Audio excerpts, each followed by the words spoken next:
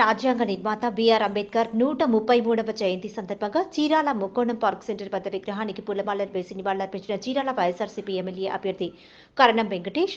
ఈ సందర్భంగా YSR Congress party MLA అభ్యర్థి కరణం వెంకటేష్ బాబు మాట్లాడుతూ, బడుగు బలహీన వర్గాల ఆశాజ్యోతి, భారత రాజ్యాంగ నిర్మాత భారతరత్న డాక్టర్ బాబా సాహెబ్ అంబేద్కర్ కుల వివక్షకు తావు లేకుండా అత్యున్నత విలువలతో కూడిన లౌకిక గణతంత్ర ప్రజాస్వామిక దేశంగా తీర్చిదిద్దేందుకు అంబేద్కర్ అనుసరించిన ఆశయాలు, కార్యాచరణ మహోన్నతమైనవి అని, ఆ మహనీయుని జయంతి సందర్భంగా దేశానికి ఆయన అందించిన సేవలను చిరస్మరణీయం అన్నారు.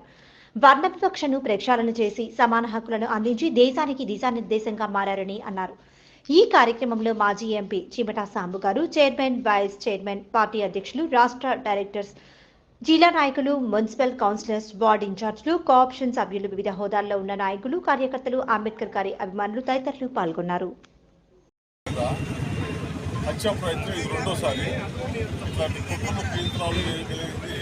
చంద్రబాబు నాయుడు గతంలో కూడా ఇట్లాంటి కోడికి కేసులో దాన్ని ఇప్పించి అతనికి ప్రాణహానికి తలపెట్టారు. అది వాళ్ళ ఒక్కరు కనుక జరిగితే తన్ను ప్రమాదం వచ్చేది. చాలా నీచంగా ఇప్పుడు సంస్కృతి డెవలప్ చేస్తే చాలా తీవ్ర పరిణామాలు ఎదుర్కోవాల్సి వచ్చిందని చంద్రబాబుని హెచ్చరిస్తూ ఆయన మీద జరిగిన ప్రయత్నానికి నిరసన తెలుపుతూ మేమందరం ఇక్కడ సమావేశం. అంబేద్కర్ భారతరత్న డాక్టర్ బిఆర్ అంబేద్కర్ గారి జయంతి సందర్భంగా చీరాల నియోజకవర్గంలో చీరాల పట్టణంలో ఉన్నటువంటి అంబేద్కర్ గారి సర్కిల్లో ఉన్న కాంస్య విగ్రహానికి వైఎస్ఆర్ కాంగ్రెస్ పార్టీ యువనేత, రేపు చీరాల శాసనసభ అభ్యర్థి కరణం వెంకటేష్ బాబు గారు, అన్నగారు మాజీ ఎంపీ గారు, పూజ్యులు పెద్దలు చిమటా సాంబు గారు, అట్లాగే వివిధ హోదాల్లో ఉన్నటువంటి మహిళామ తల్లులు, మా నాయకులందరం కూడా వచ్చి డాక్టర్ బిఆర్ అంబేద్కర్ గారికి పూలమాలలు వేసి ఘనమైన నివాళులర్పించాము. మరి నేడు జరుగుతున్నటువంటి ఎన్నికల ప్రచారంలో భాగంగా మన రాష్ట్ర ముఖ్యమంత్రి వర్యులు ప్రీతమ నేత వైఎస్ జగన్మోహన్ రెడ్డి గారి మీద నిన్న జరిపినటువంటి దాడిని తీవ్రంగా ఖండిస్తున్నాము. ఇది అప్రజాస్వామికంగా చేసినటువంటి చర్యగా అందరూ కూడా రాష్ట్ర ప్రజలు మొత్తం కూడా భావిస్తున్నారు. ఏదేమైనా సరే ఎన్నికల సందర్భంగా ప్రచారాలు జరుగుతున్నప్పుడు ఎవరి సిద్ధాంతపరంగా వాళ్ళు ప్రచారం చేయాలి, కానీ ఈ విధంగా హత్యా రాజకీయాలను, రౌడీజాన్ని చేస్తే ప్రజలు చూస్తూ ఊరుకోరు. కాబట్టి ఎవరైతే దోషులున్నారో వాళ్ళని వెంటనే శిక్షించాలి. దీని వెనుకున్నటువంటి టీడీపీ అధినాయకుడు కూడా తగిన మూల్యం చెల్లించుకోవాల్సిన పరిస్థితి ఇంకా 29 రోజులు మాత్రమే ఉన్నది. కాబట్టి ఇటువంటి దుశ్చర్యలను మానుకొని ప్రజాస్వామ్యబద్ధంగా ఎన్నికలు జరుపుకోవాలని చెప్పి హెచ్చరిస్తూ నిన్న జరిగినటువంటి దాడిని చీరాల నియోజకవర్గ ప్రజలందరం కూడా తీవ్రంగా ఖండిస్తున్నాం. Right sir, thank you.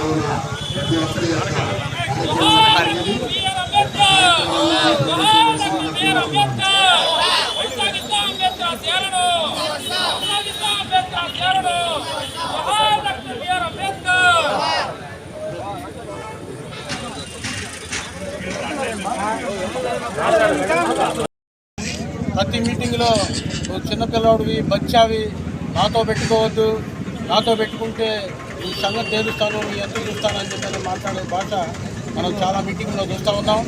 ఇది క్యాట్ బాల్తో కొట్టినటువంటి అంత లాంగ్ డిస్టెన్స్ నుంచి క్యాట్ బాల్తో కొడితేనే అలాంటి గాయమైంది. అది కణతకు కానీ కంటికి కానీ తగిలినట్టయితే చాలా ప్రాణాపాయం జరిగిండేది జగన్మోహన్ రెడ్డి గారికి, మా నాయకుడికి. మరి అలాంటి దుశ్చర్యలు ప్రజాస్వామ్యబద్ధంగా ఎవరైనా పరిపాలన అందించాలా, ఎలక్షన్ చేసుకోవాలి తప్ప ఈ విధంగా మరి మనిషిని మరి చంపాలి, మరి అతను ఏదో చేయాలని చెప్పిన ప్రయత్నం అనేది చాలా తప్పు. ఈ 10 సంవత్సరాలు కూడా అప్రజాస్వామ్యంగా ఈ 10 సంవత్సరాలు ఇక్కడ చీరాల నియోజకవర్గంలో కూడా జరిగింది. అలాంటిది కరెక్ట్ కాదు. ఇక్కడ మా అభ్యర్థి వెంకటేష్ బాబు గారు మంచి మనసుతోటి ఈరోజు నియోజకవర్గం మొత్తం కూడా ప్రశాంతంగా చెప్తా ఉన్నాడు. ప్రజాస్వామ్యం అంటే అంతే ఉండాలి కానీ దుశ్చర్యలకు పాల్పడకూడదు. మరి జగన్మోహన్ రెడ్డి గారిని కావాలని టార్గెట్ చేసి ఆ రోజు కరెంట్ తీసేసి అతన్ని షూట్ చేయడం అనేది క్యాట్ బాల్తో కొడితేనే అట్లాంటి గాయాలు అవుతాయి మాకు తెలుసు. కాబట్టి దాని మీద ఈసీ గారు కూడా తగు చర్యలు తీసుకోవాలని చెప్పని కోరుకుంటూ సెలవు తీసుకుంటాం.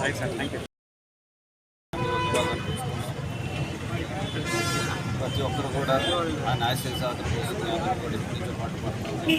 బలహీన వర్గాల అసభ్యత అయినా కేవలం వర్గానికి యావత్ ప్రపంచానికైనా ఆదర్శం. అలాంటి విననీయుడు మన భారతదేశాన్ని నిజంగా గెలిపిస్తున్నారు. అలాంటి వారిని ఎప్పుడు కూడా మనం స్మరించినట్టు భారత రాజ్యాంగం